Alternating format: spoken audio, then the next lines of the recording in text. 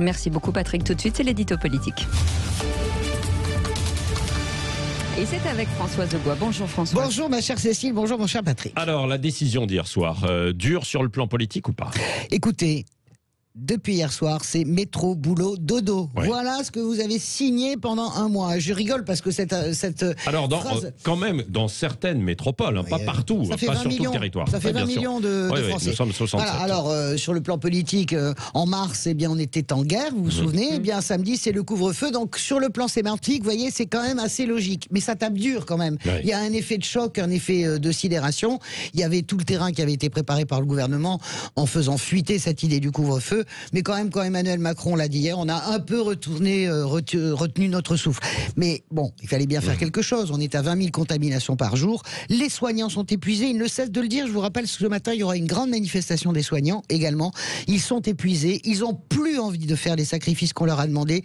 Ils sont déçus par le Ségur. Donc on a des soignants crevés, on a 20 000 contaminations par jour, on a des réas saturés, on ne peut plus transférer les malades d'une région à l'autre puisque toutes les régions sont touchées. Ah oui, Donc, mais toutes les régions ne sont pas saturées. Hein. non, Attendez. mais en tout Ouais. cas, ce transfert-là ne peut pas le faire. Je vous dis ce qu'Emmanuel Macron a expliqué hier. Donc hier, Emmanuel Macron, il n'avait pas d'autre choix que de taper et de serrer. Oui. Et est-ce qu'il a été convaincant, le chef de l'État, Françoise Degois? Alors, écoutez, il a fait de la pédagogie. Hein.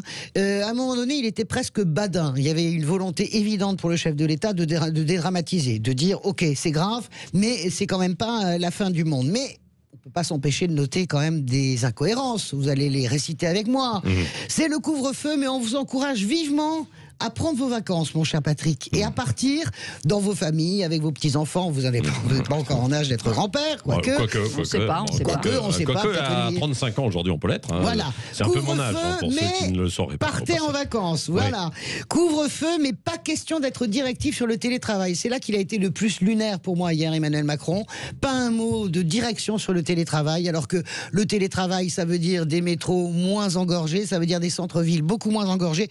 Là, il a dit oui, mais non, etc. Donc, couvre-feu, le soir, vous vous contaminez pas, mais dans la journée, au travail et dans les facs, qui sont les clusters les plus importants, eh bien, vous êtes autorisé à vous contaminer. Donc sur le plan politique, le message hier, il était effectivement très abrupt. Ça donnait ça comme sentiment.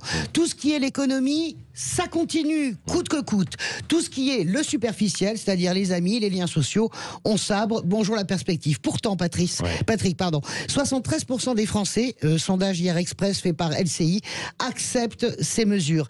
Les acceptent, mais ça ne vaut pas soutien à Emmanuel Macron, ça ne vaut pas soutien au gouvernement, parce que la défiance, elle n'a jamais été aussi forte sur le manque d'anticipation, sur les lits, sur les tests, plus notre négligence à nous de Français, on a complètement lâché la bride en été, eh bien ça donne ce désastre annoncé, car ce sera évidemment un désastre.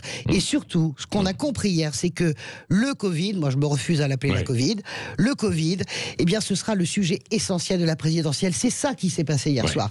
Il est devenu le seul et unique sujet de 2022. Merci Françoise Degois. Est-ce que vous avez été convaincu aussi? Vous pouvez réagir. Le petit déjeuner de l'actualité, on en parlera tout à l'heure avec vous, avec les réactions d'auditeurs aussi, à 9h-10, bien sûr, et Elisabeth Lévy qui sera avec nous, Éric Revel, Cécile. Absolument, et on sera en Facebook Live, donc vous pourrez commenter.